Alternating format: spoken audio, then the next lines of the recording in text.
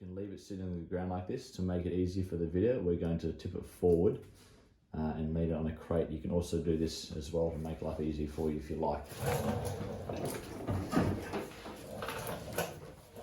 So you just got to get all the screws off the back panel first.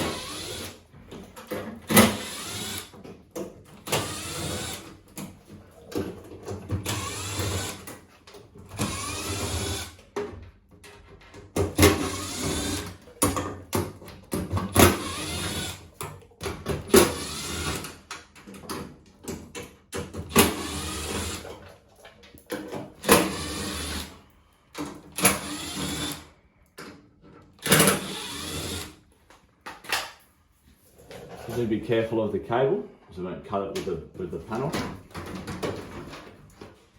There's two little hooks either side.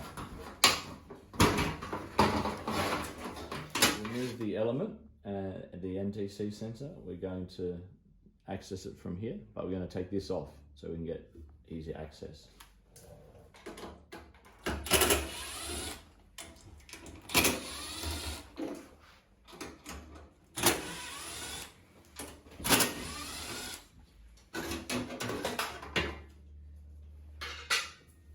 And this one's a 10mm, so you just need a 10mm socket for that.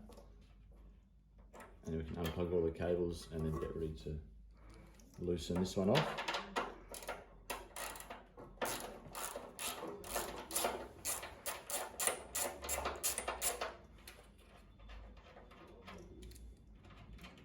Then we'll push that down to release the pressure, like that.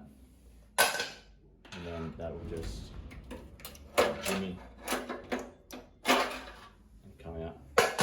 Often the NTC sensor will cause the board to blow, so if you do a board you might need to check your NTC.